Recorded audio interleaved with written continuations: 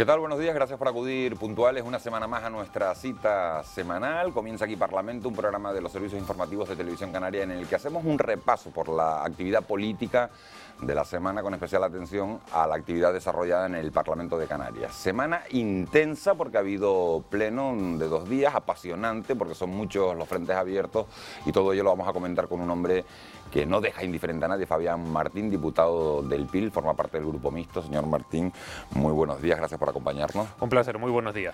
A todos los invitados les pido siempre un titular de la semana. Yo no sé si el de esta semana tiene que ver o no con el petróleo, usted que es de Lanzarote. Pues yo creo que viene arrastrando este tema desde la semana pasada, donde ya en el Cabildo de Lanzarote y también en el de Fuerteventura se celebraban sendos plenos en el que se decía abiertamente que no a las prospecciones. Esos plenos han sido refrendados, yo creo, con una valoración también determinante por parte del Parlamento, por parte del Pleno del Parlamento de Canarias, y sin ningún lugar a dudas, si hubiera que extraer un titular para la semana, yo diría que Canarias dice no a las prospecciones petrolíferas. Bueno, ese tema vamos a ampliar en un instante. Se aproxima también el debate del Estado de la Nacionalidad. Usted nos sorprendió a todos en el debate de investidura, se subió a la tribuna de oradores, no lo conocíamos, muchos no los conocíamos en esa dimensión de la política regional. Habló claro, con rotundidad, con contundencia, le ha cogido rápido el pulso al Parlamento. Bueno, yo, a pesar de mi juventud, no sé si la cara lo expresa o no, tengo 33 años, llevo 6 en política y 5 en primera línea, en la política más activa. Fui durante 4 años vicepresidente del Cabildo de Lanzarote, y eso sí que ya da un rodaje que permite llegar al Parlamento por primera vez, como fue el año pasado, con algo de bagaje. Siempre impresiona la sede de todos los canarios, la del Parlamento. Yo creo que honra a cualquiera que pueda sentarse en ella y ser testigo del devenir político, pero yo creo que también me permitió esa mezcla de experiencia y de juventud o novedad, por otra parte, constituir un primer debate, en aquel caso una primera intervención que no dejó afortunadamente indiferente a nadie. Reivindiqué mi papel desde el Lanzarote, reivindiqué las necesidades de la isla a la que represento, y yo creo que ese mensaje no solamente gustó afortunadamente en Lanzarote, sino que yo creo que también tuvo proyección al resto de Canarias. Bueno, pues vamos a hablar de Lanzarote, vamos a hablar de los otros temas que marcan la actualidad política de la semana. Como decía, muchos de ellos los hemos incluido en nuestro sumario. Es este. Rechazo mayoritario del Parlamento a las prospecciones en aguas canarias. Todos los partidos políticos, a excepción del Partido Popular, mostraron su negativa a que Repsol busque petróleo cerca de Lanzarote y Fuerteventura. El presidente de Canarias dijo que la unidad del archipiélago vale más que todo el petróleo del mundo, y añadió que se asumen riesgos y no hay compensaciones. El pasado jueves 8 de marzo se celebró el Día Internacional de la Mujer, y hemos querido hablar con mujeres parlamentarias para ver si creen que en la Cámara Autonómica hay diferencias entre sus señorías por el género. Muchas encuestas revelan que todavía hay desigualdades. Un dato: el 60% de las mujeres cree que los hombres lo tienen más fácil en el ámbito laboral. Lo más grave es la percepción que tenemos los ciudadanos de a pie, de que la crisis tiene 2 ritmos, ¿no? El de los ciudadanos de a pie y el de una determinada clase o estamentos que, estando afectada por la crisis, lo está menos. Es solo una de las declaraciones que hemos recogido esta semana. En nuestra sección Si usted fuera diputado, el atril del programa ha vuelto a salir a la calle para recoger todas sus propuestas. Bueno, pues esos son algunos de los temas que vamos a tratar en los próximos 60 minutos, pero yo no puedo desaprovechar la oportunidad, señor Martín. Usted está aquí, es de Lanzarote. Lanzarote se ha vuelto a mostrar como la isla más activa políticamente. No sé si la más activa o la más inestable. Cambio de gobierno en el Cabildo, Coalición Canaria deja plantado al Partido Popular y pacta con el PSOE, dimisión del alcalde de Arrecife, también censura ante ICE, y no llevamos ni un año. ¿Más activa, insisto, o más inestable? Y permítame decirle algo, y todo ello sin la participación del PIL. Y todo ello sin la participación. Esto es novedoso. Novedosa formación política a la que yo represento y a la que se le ha achacado insistentemente y de forma irresponsable, además, los continuos vaivenes de la isla de Lanzarote, los continuos cambios en la gobernabilidad de las diferentes instituciones de la isla de Lanzarote. Nosotros hemos formado parte activa, hemos tenido responsabilidades en los gobiernos de la isla en los últimos años, pero es verdad que durante los últimos meses, y en concreto en esta última legislatura, hemos tomado una decisión decisión firme, que fue la de estar, porque así lo entendieron los ciudadanos de Lanzarote y porque así también lo consideramos dentro de los órganos del partido, estar fuera de la gobernabilidad, aun cuando en algunos casos se nos invitó a participar de determinados grupos de gobierno.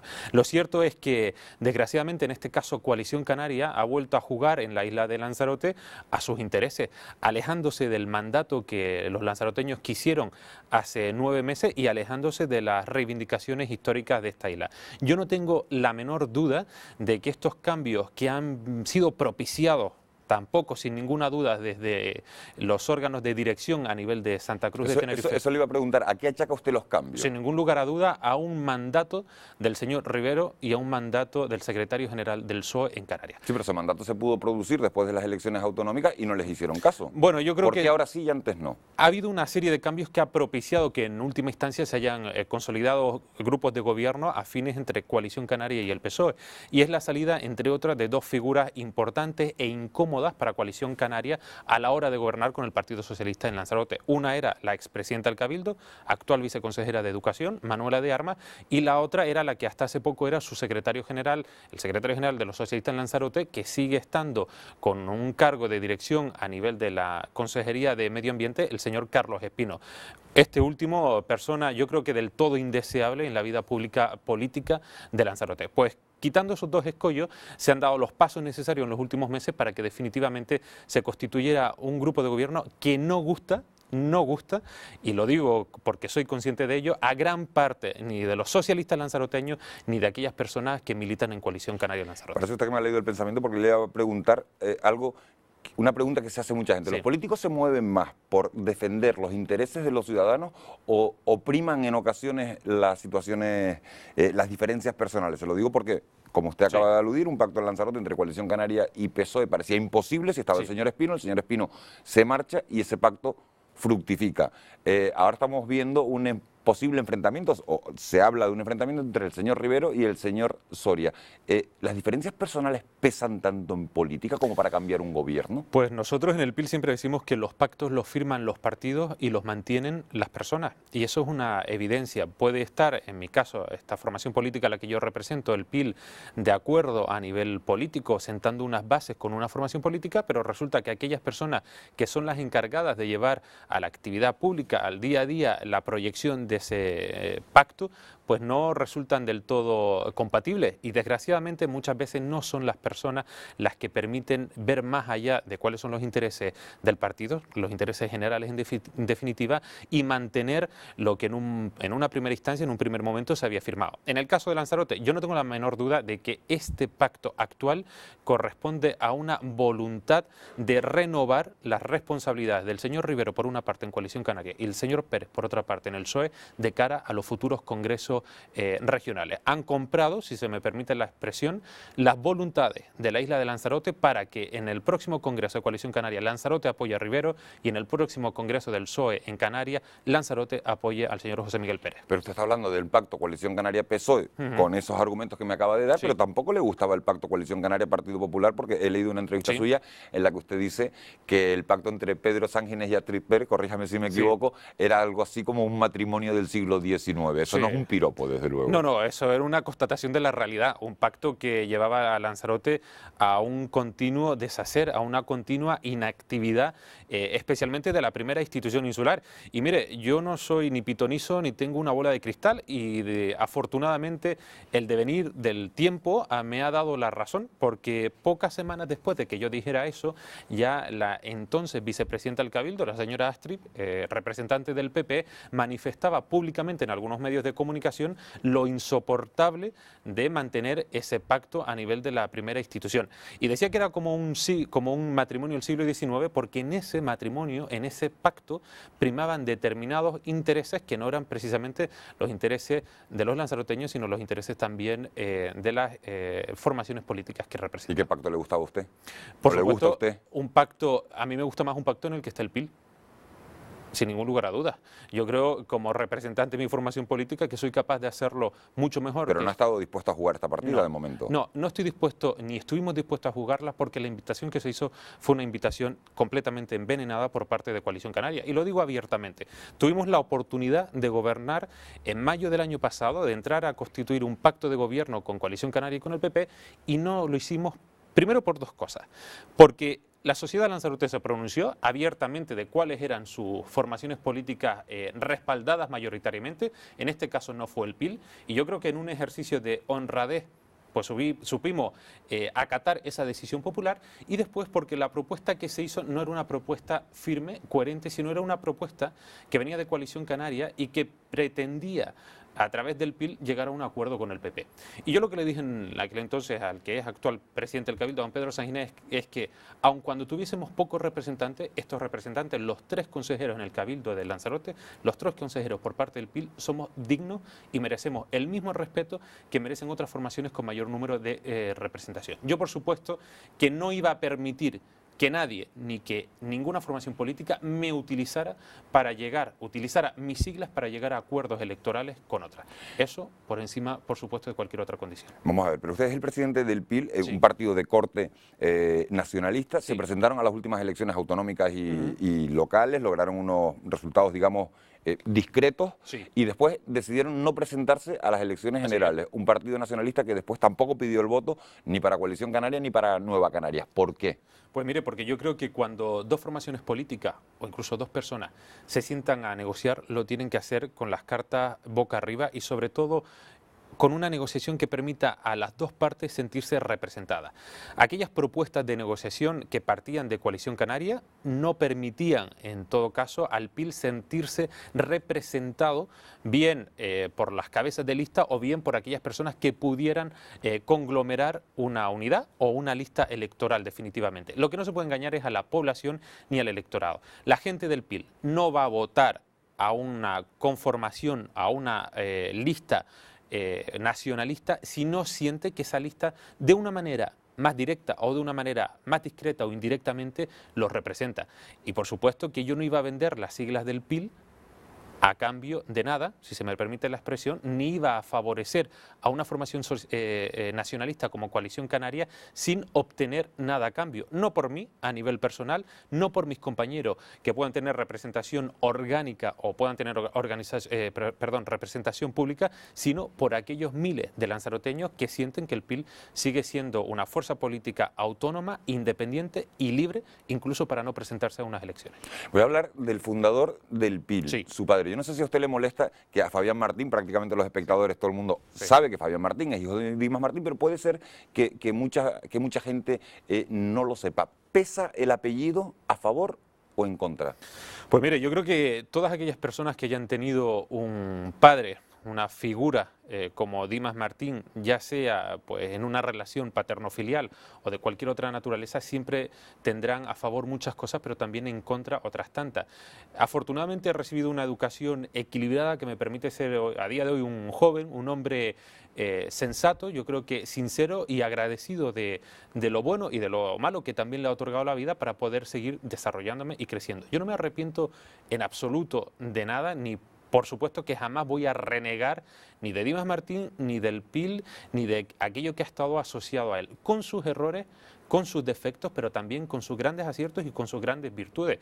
Porque a pesar de todo, y eso es un mensaje que siempre quiero trasladar a los canarios, muchos de los canarios que no viven en Lanzarote, que no han tenido contacto a Lanzarote, si tienen la oportunidad en algún momento de visitar la isla, de conocer, de preguntar, de acercarse a los conejeros, sabrán que el PIL ha estado desde hace 25 años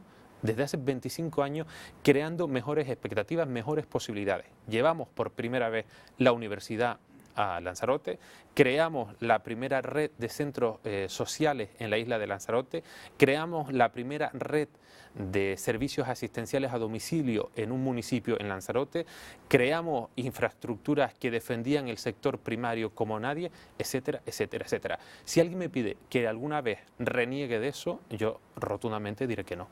Ha sido bastante claro en este asunto, habla de lo que hizo el PIL Sí. por Lanzarote, de los aspectos en los que contribuyó.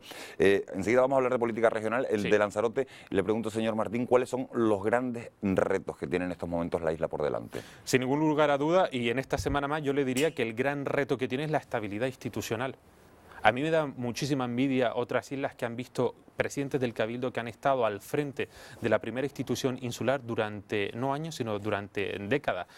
Tenerife, El Hierro han sido claros ejemplos, La Palma y Lanzarote, desgraciadamente... La Gomera también, ¿eh? La Gomera también, con sus signos políticos diferentes, siendo respetuoso a las decisiones de cada una de las islas, siendo el signo socialista, siendo el signo nacionalista. A mí me da envidia desde el punto de vista institucional no contar con una estabilidad, con una figura, con una semblanza firme, duradera en el tiempo y que permita llevar a buen término aquellas reivindicaciones históricas de la isla de Lanzarote. ¿Cuáles son los grandes objetivos? Yo creo que los grandes objetivos pasan más allá de cuál sea la coyuntura actual, por supuesto, de desempleo, que si de eso hablamos más tarde, del número de familias que a día de hoy se encuentran con incapacidad para tener ni siquiera uno de sus miembros en el mundo laboral. Lanzarote tiene muchos retos. Un reto principal es el reto del territorio y, pues, paralelo a él, otros retos como pueden ser turísticos o energéticos, sin ningún lugar a dudas. Bueno, pues precisamente de turismo, Lanzarote ha sido una isla de referencia siempre. El turismo es el motor económico de todo el archipiélago. De este sector se ha hablado durante toda esta semana en comisiones parlamentarias sobre la mesa. Dos temas centrales: la necesidad de adaptarse a los nuevos tiempos, pero también la necesidad de mejorar la conectividad de Canarias con el exterior para mantener a las islas como uno de los principales destinos vacacionales de toda Europa. Diversificación, promoción, conectividad son términos obligatorios a la hora de hablar del futuro del sector turístico.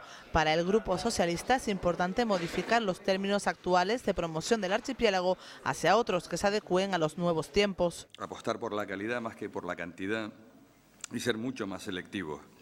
Canarias es un destino turístico maduro y desde luego maduras han de ser las estrategias turísticas. Seleccionar los mercados, diferenciar los intereses, apetencias y gustos de los potenciales clientes es fundamental para plantear la promoción turística en Canarias. La sociedad ha cambiado y el turista ha evolucionado. En ello incidió el Grupo Nacionalista. Estamos en un cambio también de lo que demandan los turistas, ya no sirve solamente el sol y la playa. Estamos en un mundo también donde las tecnologías están jugando un papel fundamental y no es algo que vaya a cambiar. Las nuevas tecnologías, Internet, el tema de las redes sociales, etcétera. En cambio, para el Grupo Popular es necesario hacer un diagnóstico real del sector. Nuestro sector turístico tiene debilidades importantes desde hace muchos años que en ningún caso hemos superado. Empezamos a superarlo en los ejercicios al principio de la legislatura anterior, pero desde luego en esta nueva legislatura, al final de la legislatura anterior y esta nueva legislatura, llevamos 2 años de absoluto estancamiento respecto al liderazgo en cuestiones turísticas. El objetivo del Gobierno canario es seguir trabajando en la apertura de nuevos mercados que permitan a las islas consolidar su posición como principal destino turístico. Para ello, dicen, la palabra clave es conectividad. Nada sirve los esfuerzos promocionales si la conectividad aérea se convierte en un cuello de botella para acceder a las islas. De nada sirve. Se trata, por tanto, de un factor fundamental para conseguir algo de lo que usted hacía referencia, y es la estrategia de diversificación de los mercados emisores, es decir, que nos hagamos menos dependientes de acontecimientos coyunturales que afectan a nuestros mercados más tradicionales. González Ortiz también apostó por optimizar la utilización de los recursos actuales y recordó la importancia de la promoción conjunta bajo el amparo de la marca Canarias para fortalecer el sector frente a sus competidores. Bueno, pues han oído esas dos palabras mágicas, conectividad y palabra Canarias como marca única. Estos días se celebra en Berlín, señor Martín, la ITB, una de las ferias turísticas más importantes del sector. ¿Canarias se tiene que promocionar de manera conjunta o cada isla tiene que hacer la guerra por su cuenta? Yo creo que la unión hace la fuerza, y más desde desde una opción nacionalista como es la del PIL. Yo creo que sin ningún lugar a dudas se tiene que reivindicar una promoción conjunta de Canarias. Eso sí, pues respetando las singularidades de cada una de las islas. Fíjese si Canarias es afortunada, entre otras tantas cosas, que yo creo que cada una de las islas de Canarias podría vender un producto diferenciado, distinto de turismo respecto a las demás. Lanzarote podría ser específica en un segmento, Fuerteventura podría serlo en otro, Gran Canaria y Tenerife podrían también abarcar diversificar o ampliar sus horizontes hacia otro tipo de segmento turístico, y sin ningún lugar a duda La Gomera, El Hierro y La Palma lo podrían hacer hacia otro, manteniendo todas un denominador común, en algunos casos más que otro, que es el del sol y playa, pero lógicamente aventurándose hacia nuevos retos. Eso es innegable. Eso le iba a preguntar, si los canarios tenemos que seguir apostando por el sol y la playa o si se presentan nuevas alternativas de ocio. No, y es posible. No solamente que no tengamos que pensar en sol y playa, sino que los canarios no debemos ni siquiera seguir pensando solamente en turismo. Hay una cuestión fundamental de la que se habla mucho, pero que se pone poco en práctica, que es la diversificación económica. Cuando uno es parlamentario, y eso que yo llevo apenas 8 meses o 9 meses, se da cuenta rápido de que hay muchos temas que se repiten de forma cansina en el Parlamento, y se repiten precisamente porque no tiene una aplicación práctica por parte del gobierno y porque realmente no se ejecutan aquellas decisiones que se toman en el Parlamento para favorecerla, para, por ejemplo, entre otras, generar mayor economía que no dependa solamente del turismo. Yo creo que, y respondiendo de forma certera a la pregunta que usted me hacía, el Lanzarote, Canarias, tiene que buscar nuevos modelos turísticos que no tengan que ver sobre todo con sol y playa, que también, pero también... Que sean complementarios en cualquier caso, supuesto, en ningún caso renunciar a... Por supuesto, y para eso es fundamental, usted me hablaba antes de los retos de Lanzarote, de un documento que sonará ajeno para aquellos que nos estén viendo ahora, pero que es fundamental para establecer, para dibujar, para trazar las líneas, los objetivos no solamente de Lanzarote, isla a la que yo represento, sino de Canarias, que son los planes territoriales especiales en materia de oferta turística. Una cuestión que parece lejana, pero que es vital porque permiten reflejar para cada uno de los territorios insulares, para cada una de las islas, cuáles son los segmentos de diversificación, no solamente económica, sino especialmente turística, a los que se quiere dedicar.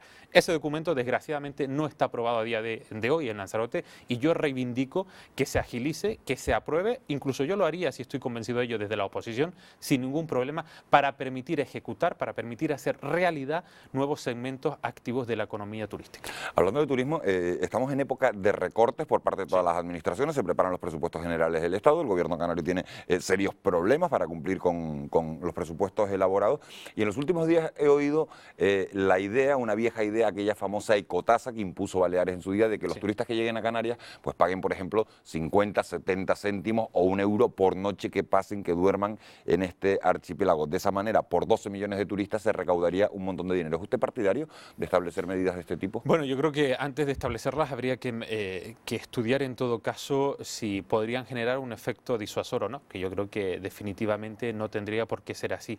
Pero creo que Canarias debe buscar otros... Los hoteleros ya han dicho que ni de broma. Y yo creo que Canarias, sinceramente, debe buscar otros equilibrios económicos que no pasen fundamentalmente por esa ecotasa, aun cuando, como usted bien reconocía, estemos en una situación económica francamente complicada, francamente difícil, que ha llevado al gobierno de Canarias a reconocer probablemente que en los próximos meses hay una subida de impuestos. Esa es la realidad. Pero no creo que para aquellos que generan la principal economía de esta tierra, para los turistas, tengamos que estarlos ahogando con tributos de esta naturaleza. ¿Y qué lectura hace usted del otro tema que en materia turística más se ha hablado en el último mes, que es de esas bonificaciones a las tasas aéreas para que las compañías paguen menos y vengan más a Canarias? Pues mire, yo creo que lejos de lecturas partidistas, lejos de batallas interesadas entre Coalición Canaria, el PP u otras formaciones políticas, el PIL mantuvo una postura muy clara en el Cabildo de Lanzarote, en el pleno del Cabildo de Lanzarote, diciendo que si se ha comprobado, como se ha constatado, que esas bonificaciones ha permitido aumentar, entre otros factores también, entre otros factores que tienen que ver con la política internacional, han permitido aumentar el número de turistas que llegan a Lanzarote y a Canarias, pues ¿por qué eliminarlas? Si han sido favorables para Canarias, si han sido positivas, independientemente de cuál fuera el signo político del gobierno que decidió instaurar esa bonificación. Si son buenas para Canarias, creemos en ellas y defendemos que se sigan manteniendo, por supuesto.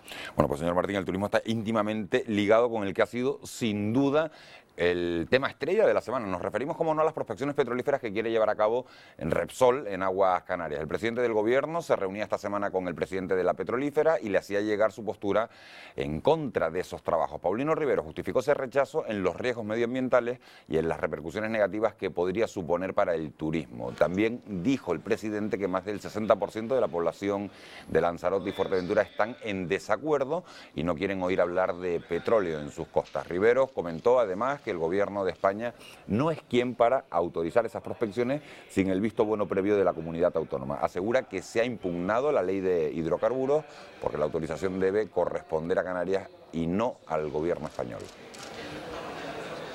He tenido una reunión antes de venir al Parlamento, como ustedes saben, con el presidente y la dirección de Repsol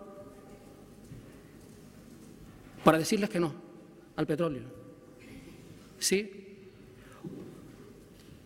Otros se reúnen para acelerar el procedimiento en contra de la opinión de los intereses de Canarias. Las potenciales extracciones a llevar a cabo en el entorno de las costas canarias del petróleo no genera puestos de trabajo.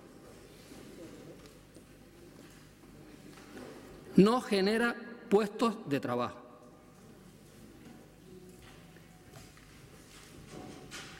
Las potenciales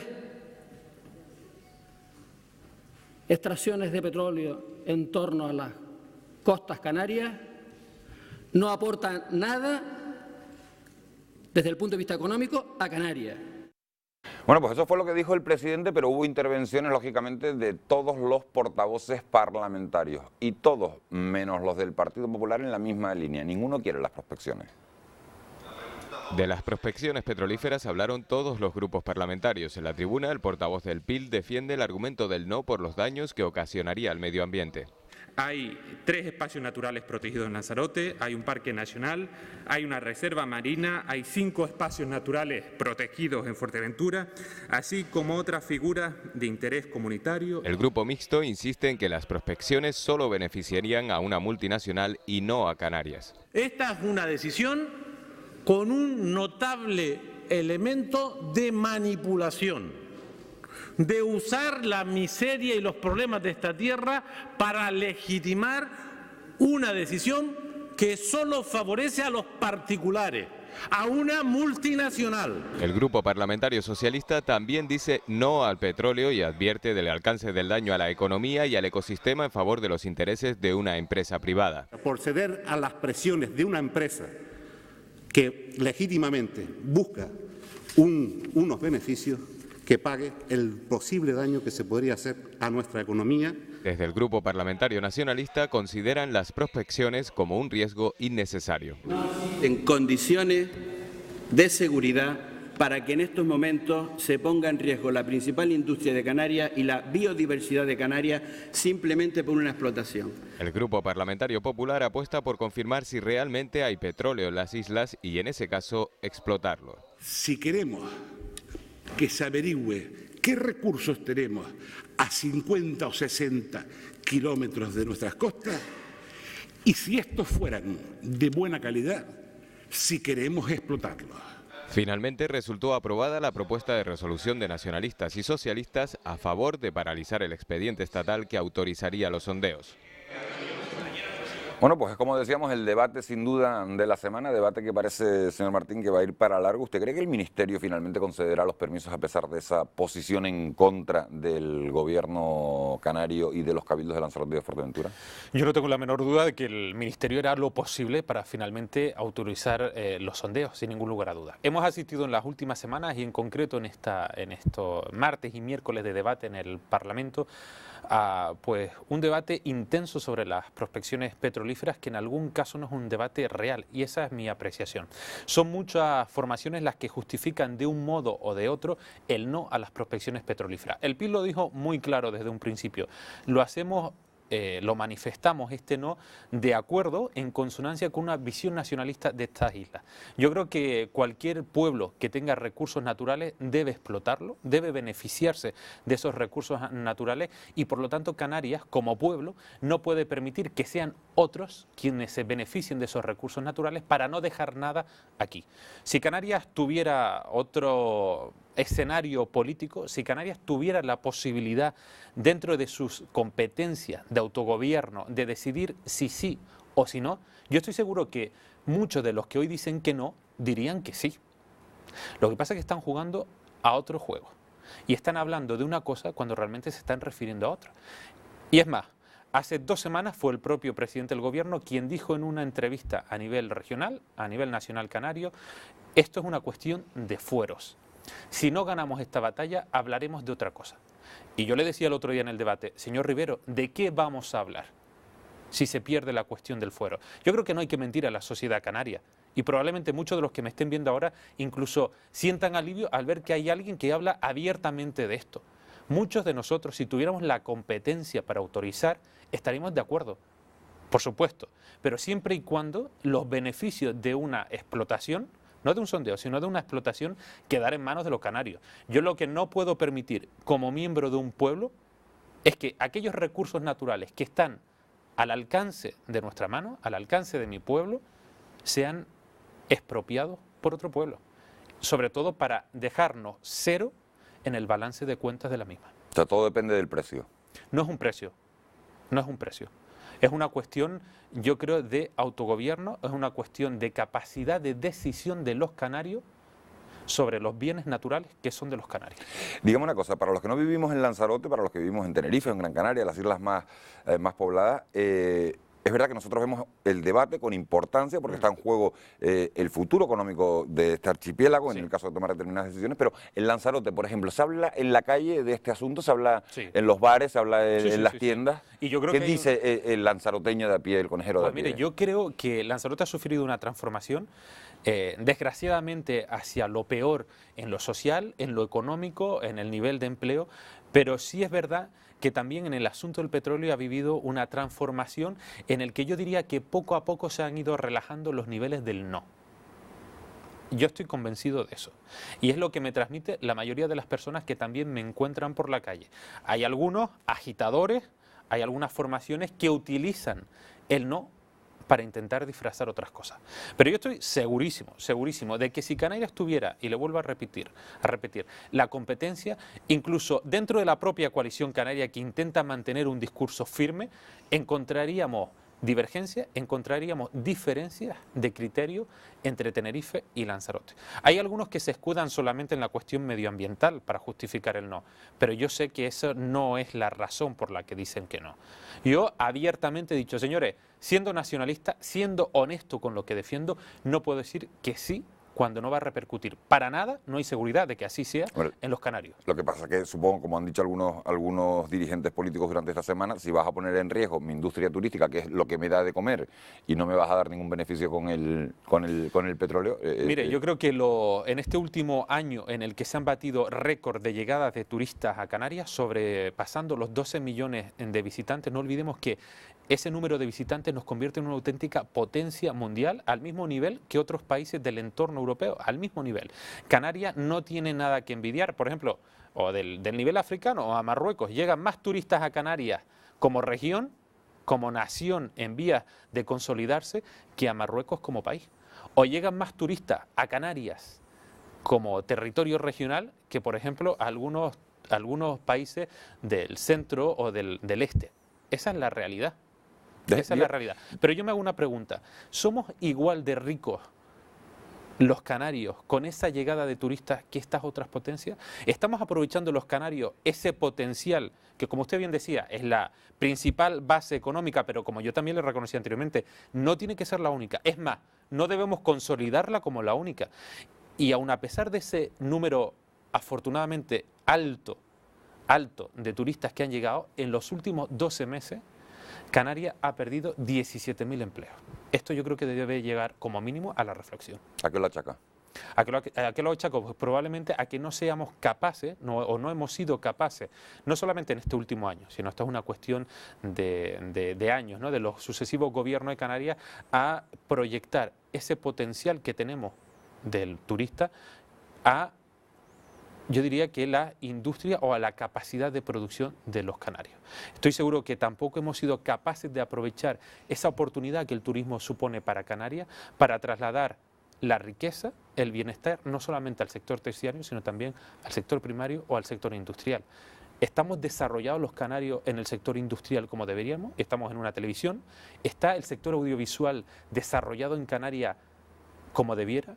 ¿Está el sector primario desarrollado en Canarias, la agricultura, la ganadería, la pesca, dependiendo Canarias de lo que en Europa se decide? Teniendo al lado, por ejemplo, a un país como Marruecos, que estoy seguro estaría encantado de llegar a acuerdos bilaterales con Canarias y no con la Unión Europea o Canarias? ¿Estamos aprovechando los canarios estas oportunidades? ¿La hemos aprovechado? Yo diría que no. Mi pregunta es, ¿estaremos dispuestos a seguir perdiendo estas oportunidades? ¿Está haciendo algo el Gobierno de Canarias por permitir, por mejorar el autogobierno, por mejorar las autocompetencias, la autogobernanza? ¿Lo estamos haciendo? No, rotundo. Pregunta para el gobierno que queda. Cierro el tema del petróleo, sí, con una cuestión nada más. Me sorprendí esta semana, leyendo en la prensa, se daban cifras sobre la creación de empleo, algo que usted ha citado, sobre una necesidad para Canarias. Se hablaba incluso de los miles de millones de euros que se podrían extraer cuando ni siquiera sabemos si hay petróleo o no hay petróleo. Exacto. Primero hay que hacer unas prospecciones. B, ni siquiera se sabe tampoco la calidad de ese supuesto crudo que hay en el subsuelo marino. ¿Cómo se pueden dar cifras de ese tipo con esa...?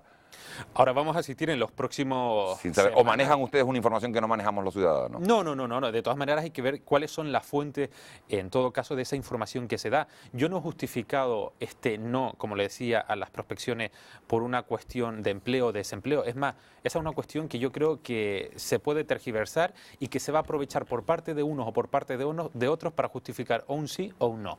No sé si va a crear tantos miles de puestos de trabajo como probablemente defiendan las petrolíferas. Mi cuestión es, o mi pregunta, que yo también quiero dejar en el aire, es, aun cuando se generase ese número de empleos que dicen las prospecciones, las petroleras, que las prospecciones pueden dejar en Canarias, ¿tenemos a los jóvenes canarios, tenemos a las personas canarias preparadas para poder acceder a esos puestos de trabajo? Esa es una reflexión inicial, banal, pero yo creo que es sumamente importante, porque si no, empezaremos a hablar de otras cosas.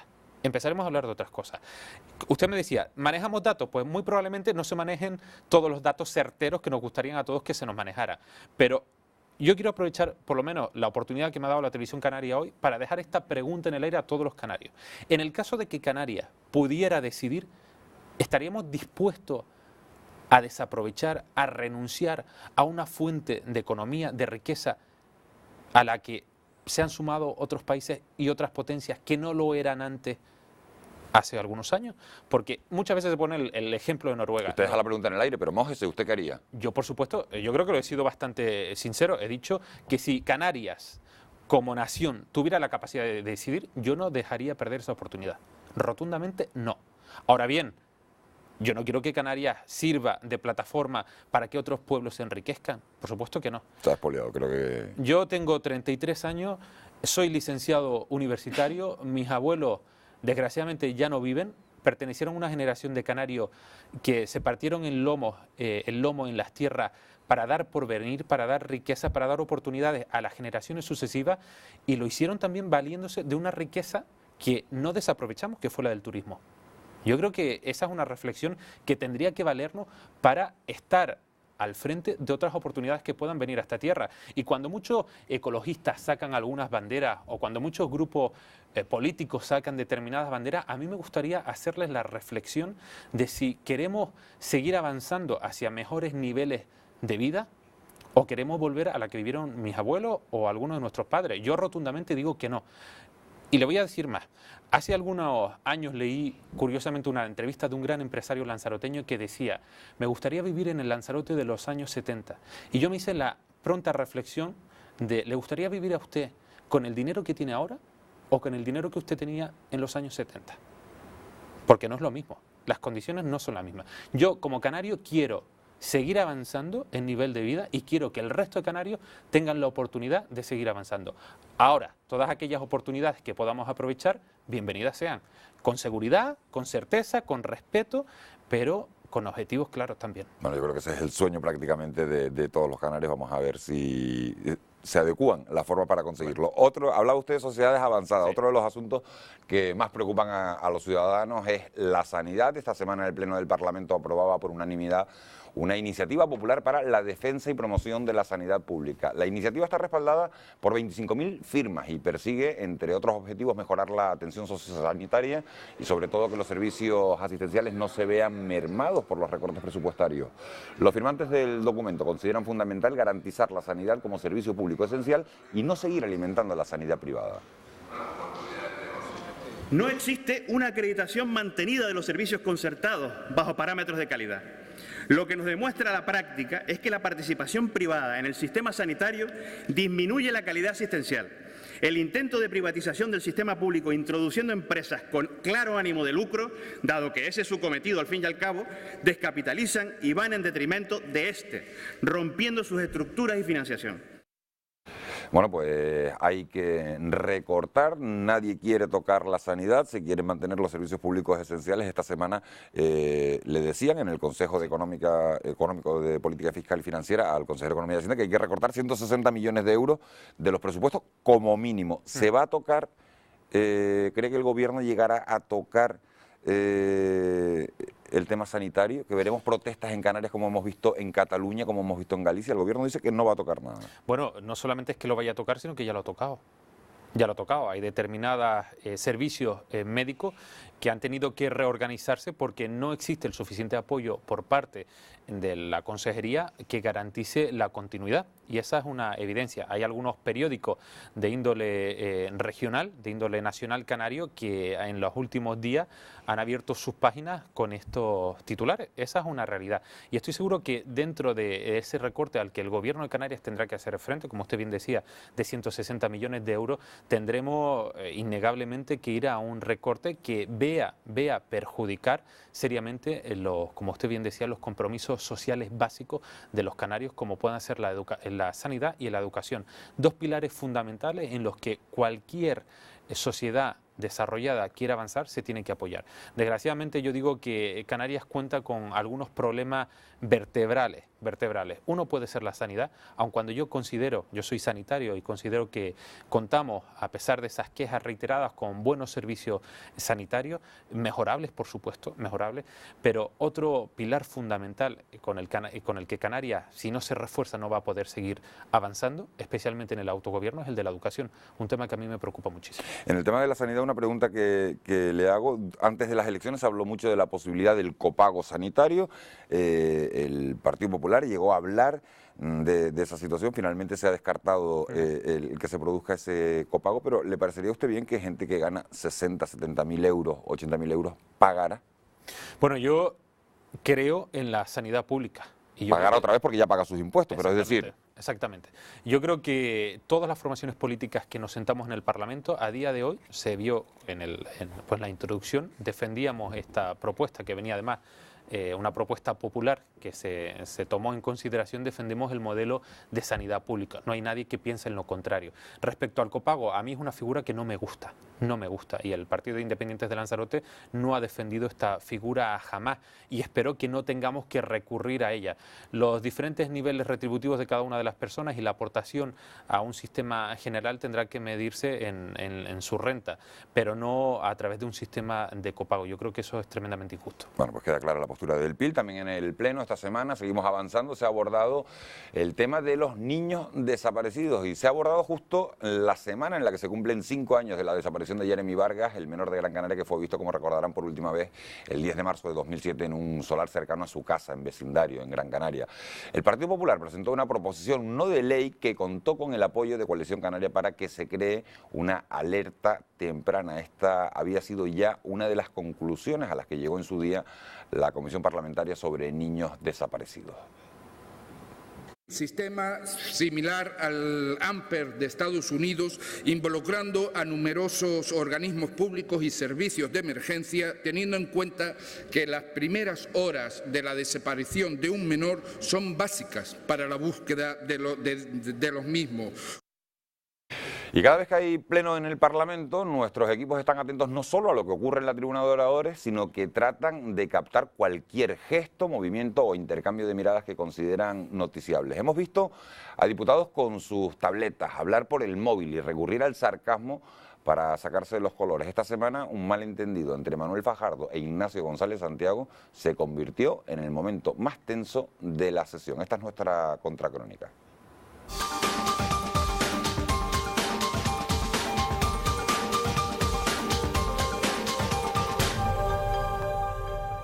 Tiene usted la palabra por tiempo. Hombre, por favor. Manolo, ¿qué pasa? Manolo, ¿tú estás loco qué? ¿Tú estás loco? Excelentísimo tú. Sí, señor, excelentísimo tú. Está bien la... Esta reacción del diputado nacionalista Ignacio González estuvo precedida de una intervención del portavoz socialista Manuel Fajardo durante el debate sobre las prospecciones petrolíferas en aguas canarias. Miren, este debate de hoy no es ni increíble, ni estúpido, ni irresponsable. Quizás sea un excelentísimo estúpido quien haya dicho esto. Tras conversar y acercar posturas, Manuel Fajardo aclaró que su intención no era aludir a Ignacio González, aunque el pleno de esta semana ha sido uno de los más tensos de los últimos meses y ha dejado también imágenes como esta.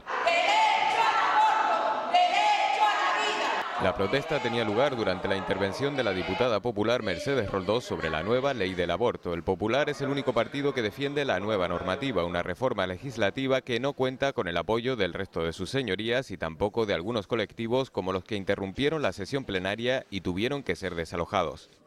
Señorías, más condón. Mercedes Roldós no fue la única diputada popular que vio interrumpida su participación en el debate parlamentario. Emilio Moreno se vio obligado a detener su exposición al sonar la sirena de llamada para las votaciones. También el dictamen unánime del Consejo Consultivo 653/2011, evidentemente, simplemente y entendiendo que no ofrece reparos y es conforme a derecho. Perdón, señor diputado. Finalizaba así un pleno que dejó algún semblante risueño y alguno que otro pensativo.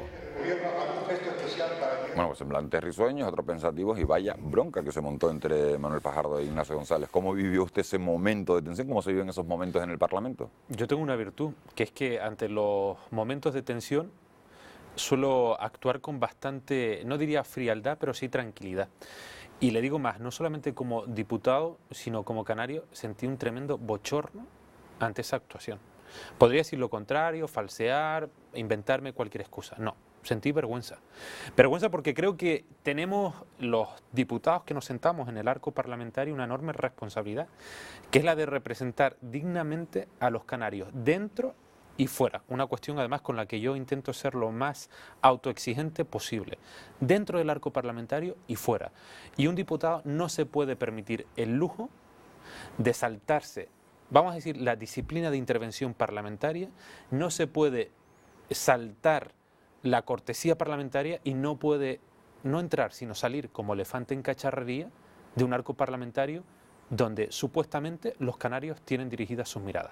Creo que por encima de cualquier disputa personal, política, hay que guardar unas formas importantísimas en política. Se puede ser muy crítico, se puede estar muy cabreado, pero uno puede decir lo que le apetezca, lo que quiera, lo que le convenga, siempre de la mejor manera posible. Y por supuesto, yo reniego, renuncio, abomino ese tipo de conductas que creo que afortunadamente son casos aislados en el Parlamento. Pero sí que me merecen, además lo digo seriamente, una crítica deleznable a quien acomete este tipo de actuaciones. Bueno, quienes siguen este programa saben que eso no se produce todos los días en el Parlamento, pero en esta ocasión se produjo desafortunadamente y lo teníamos que contar. Esta semana, como sabe, hablamos también de la Comisión de Niños Desaparecidos. Le ruego un poquito de brevedad porque estamos en la recta final. Esta semana se cumplen 5 años de la desaparición de Jeremy Vargas. El Parlamento ha aprobado una iniciativa, como contábamos, del Partido Popular para reaccionar con rapidez ante estos casos.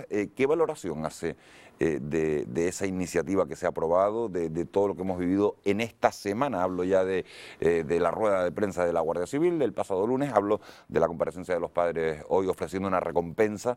¿Qué valoración hace usted? Bueno, yo creo que es por lo menos positiva en el sentido de que es un caso que no ha quedado en el olvido y eso puede reconfortar no solamente a la sociedad civil, sino especialmente a la familia de ese chiquillo que ya desapareció hace 5 años en Gran Canaria. Respecto a la comisión, nosotros votamos, nos abstuvimos en el voto final porque no participamos de esa comisión, se celebró en la legislatura pasada y porque aun cuando hay una serie de conclusiones, las conclusiones son vagas y deben reflejarse de una manera mucho más prolija, mucho más detallada, mucho más certera.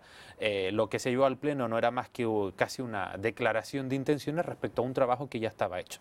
Cuando no se ha participado en ese trabajo, yo creo que lo prudente hasta que se reinicie el mismo es mantenerse por lo menos en un voto cauto como puede ser la la abstención.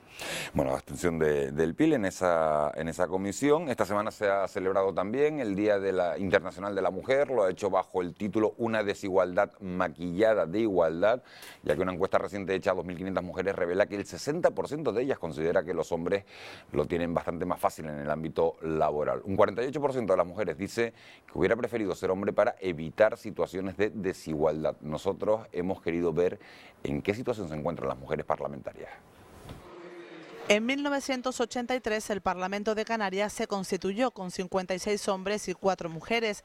29 años después y en la 7ª legislatura, en las bancadas del Pleno se sientan 22 mujeres. Un avance, aunque para muchos insuficiente. Creo que no está tan arraigado el papel de la mujer y la importancia de la mujer y sobre todo lo que la mujer puede aportar en todos los partidos. El camino recorrido ha sido largo. Y yo lo enmarcaría más a lo que ha sido, bueno, pues las luchas de nuestras abuelas, de nuestras bisabuelas, y que todo eso se va pasando al legado, al legado que forma nuestra esencia como personas.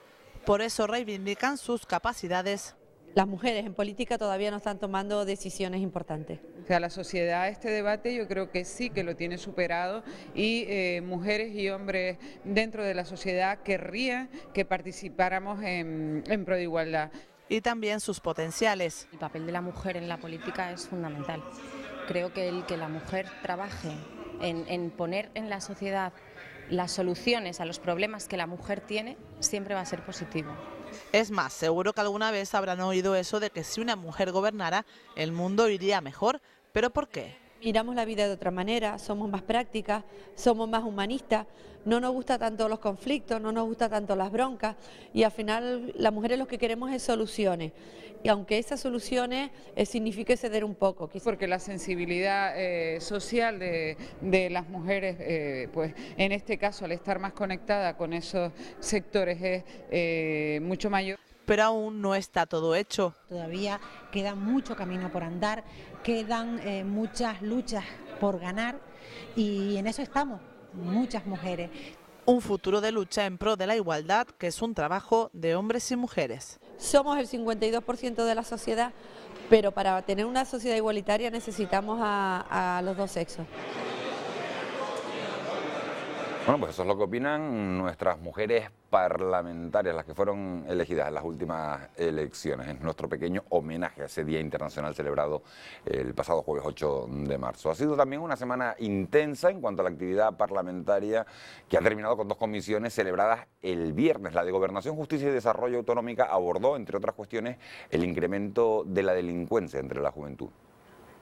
Los últimos datos sobre delincuencia juvenil registrados por el Instituto Nacional de Estadística revelan que las incidencias en Canarias son inferiores a la media estatal. Aún así no son datos positivos. El grupo mixto recuerda que el entorno de los menores suele ser el factor fundamental. Sabemos que las condiciones de marginalidad, los mayores niveles de desigualdad pueden crear unas condiciones que, aunque no determinen, sí condicionan la posibilidad de que se genere violencia en esos entornos. Para el Grupo Socialista, la clave está en favorecer la igualdad de oportunidades y la reinserción. Asistentes sociales fundamentales para conectar la familia con escuela, sociedad, empleo y, por lo tanto, ojo, señor consejero, con el problema del absentismo escolar. El Grupo Nacionalista apostó también por la orientación. Pueden dar charlas, se pueden dar talleres, los campos de trabajo que organizan la propia Dirección General de Juventud son importantísimos porque además permite la convivencia de los jóvenes con otras comunidades autónomas, con otros países. El Grupo Popular destacó la importante labor de los colegios. Fomentando valores fundamentales, fomentando el respeto de opiniones, fomentando el respeto también a las diferencias culturales o de cualquier orden, la cooperación con los grupos de comunidad, como se hablaba por parte de la portada del grupo mixto, la formación de profesores precisamente con el fin de que comprendan necesidades y preocupaciones de los jóvenes. El consejero de Gobernación y Justicia insistió en que se trata de un compromiso y un trabajo de todos. Todos los niveles de la administración pública están implicados en alguna fase de la prevención, el control, la atención o la reinserción en la delincuencia juvenil. Desde el sistema educativo, la oferta pública para ocio, deporte, animación, políticas de empleo juvenil, la atención y prevención a las drogodependencias, el control e intervención por parte de los cuerpos y fuerzas de seguridad del Estado y también el sistema judicial. En la comisión también se abordó el concurso de licencias de radio. El Gobierno aseguró que este trámite es totalmente transparente y que se realizó en tiempo y forma por imperativo legal. Y el proyecto monumental de la montaña de Tindaya en Fuerteventura ha vuelto a ser debatido una vez más en la Cámara Regional. En esta ocasión ha sido en la Comisión de Medio Ambiente y Ordenación del Territorio. Son ya 17 años de conflictos en torno al proyecto del escultor Eduardo Chillida para esta montaña de Tindaya en Fuerteventura, un proyecto que permanece aún paralizado al estar inmerso en varios procesos judiciales. Yo defiendo el proyecto, la vigencia, la oportunidad que representa para la isla de Fuerteventura y para Canarias, pero creo que las controversias que se han generado, que no es objeto de la discusión hoy aquí, y que están en litigio deben ser aclaradas por los tribunales, querámoslo o no. Es un proyecto que lleva tras de sí un entramado que ya después de 17 años de andadura resulta hasta enfarragoso, que está inmerso en litigios, en sentencias y causas judiciales por la cantidad de dinero que ha supuesto, que se estima sobre unos 40 millones de euros los gastos que hasta ahora ha supuesto este proyecto, del que todavía no se ha movido ni una piedra. Una vez detectado el uso fraudulento puesto en marcha por personas y empresas ajenas a la Administración y por algunos gestores públicos con el propósito de obtener un beneficio injusto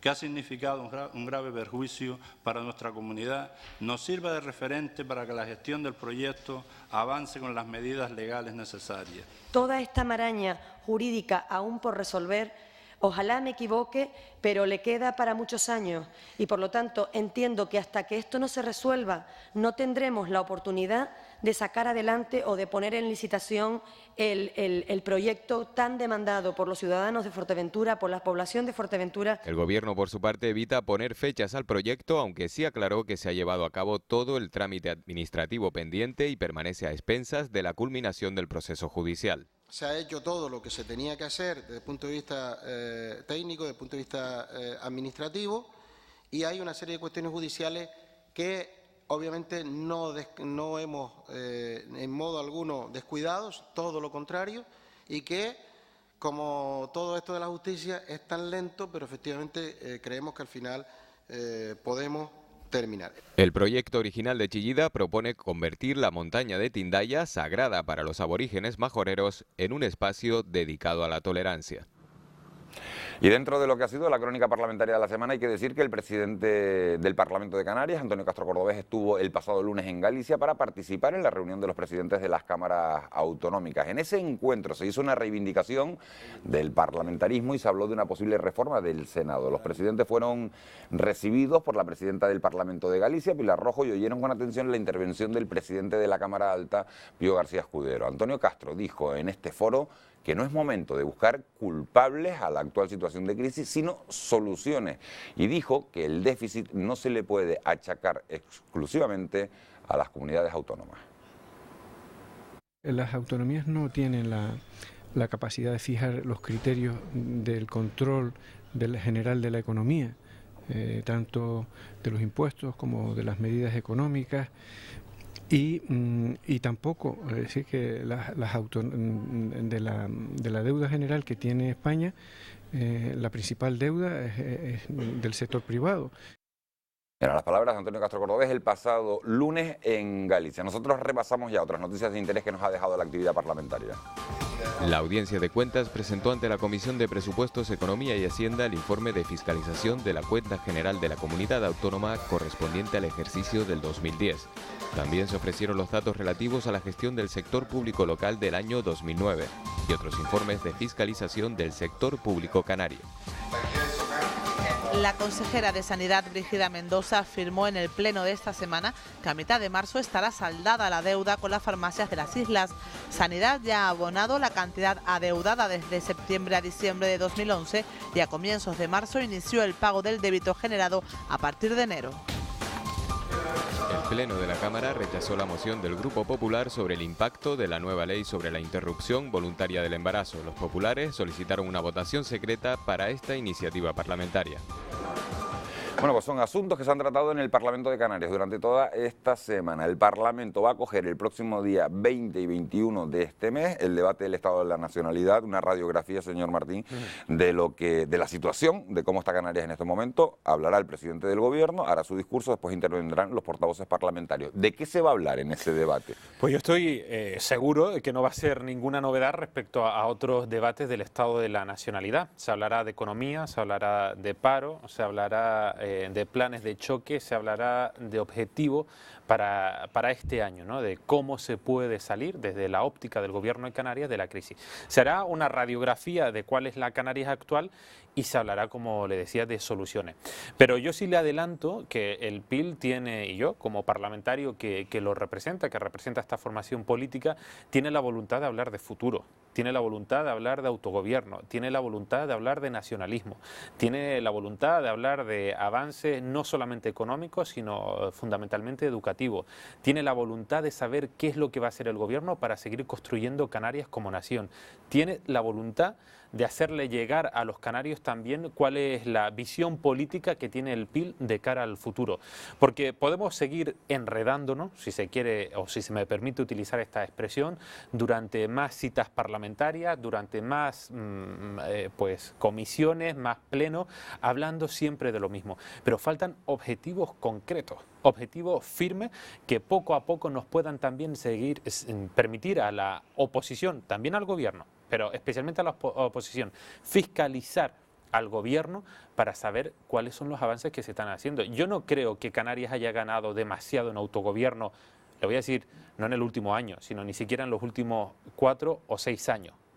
Me gustaría saber, o me gustaría por lo menos que todas estas preguntas que estoy dejando ahí en el aire tuvieran respuesta en el próximo debate de la nacionalidad. No tiene escrita su intervención, pero sabe ya más o menos por dónde van a ir los tiros. Algo he pensado, aunque es probable que durante 2 días reflexione con folio, no con tableta, sino con folio y bolígrafo, escriba el discurso del debate. Se ha referido usted en varias ocasiones a la nación canaria como tal, como nación. ¿Da miedo hablar de nación en Canarias? Le pregunto por un lado a los nacionalistas. Lo digo porque, y después, no se ponen de acuerdo en una reunificación. Hablan los nacionalistas de nación, cada uno por su cuenta, era la pregunta que le iba a hacer, y se habla también de la reunificación del nacionalismo. Estamos viendo cosas que parecían impensables hace unos meses, por ejemplo, que Nueva Canarias y Coalición Canaria vayan de la mano a unas elecciones. ¿Es posible esa reunificación del nacionalismo en Canarias? Si alguno que se dice nacionalista tiene miedo de hablar de la nación canaria, es que pasan 2 cosas. O que tiene complejos que todavía no ha superado, o bien que no es verdaderamente nacionalista. Esas son mis únicas 2 interpretaciones posibles a esos miedos de los que usted hablaba. Yo tengo, o me siento totalmente libre para manifestar con respeto, espero que convicción, aquello en lo que creo. Y creo que es posible seguir avanzando en el autogobierno, que es posible seguir creyendo en las posibilidades de autogobierno de Canarias, y además que no es solamente posible o deseable, sino que yo creo que es fácilmente realizable. Cuestión que espero que poco a poco se vaya consiguiendo. Ahora bien, eso no quiere decir que todas aquellas fuerzas que se llaman nacionalistas ejerzan de nacionalistas, ni muchísimo menos. Y yo creo que esa incapacidad para ejercer de nacionalistas por parte de algunos es lo que hace sumamente difícil la reagrupación nacionalista, y sobre todo porque hay diferentes niveles de nacionalismo.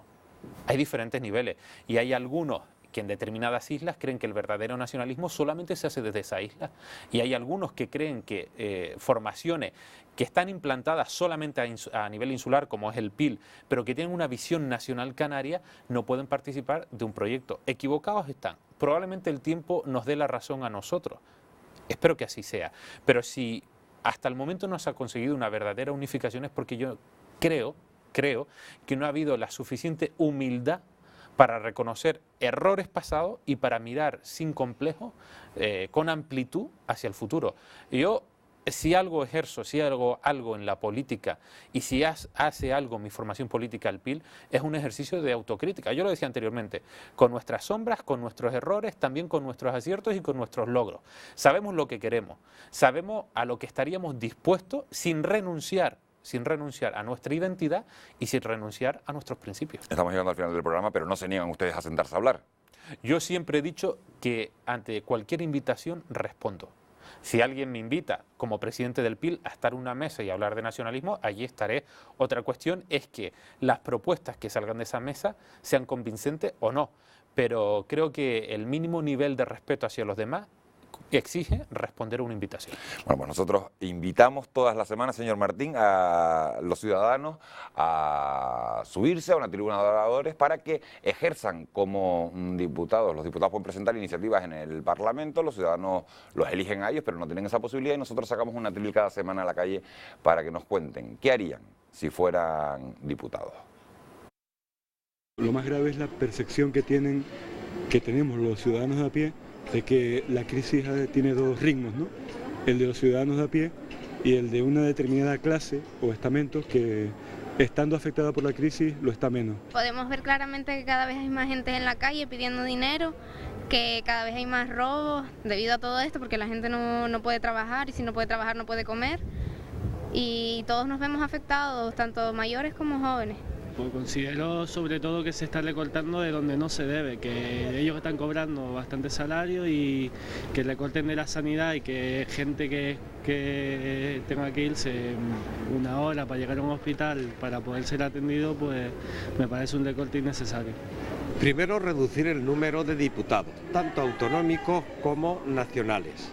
Y segundo, que ellos tributen como todos los españoles Hacienda.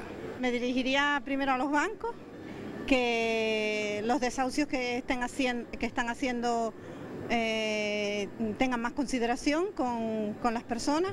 Hay una cantidad inmensa de parados y encima de eso viene con la reforma que, entre comillas, es para que nos ayude a las personas que estamos desempleadas, pero sin embargo realmente nos perjudica. Yo considero más grave la gente que no tiene ni siquiera para comer o que no tiene dinero para pagar su hipoteca. Yo estoy viendo que la mendicidad se está apoderando más de, en este caso, la comunidad autónoma. Y parece que estamos yendo a un país tercermundista. La crisis, la falta de trabajo.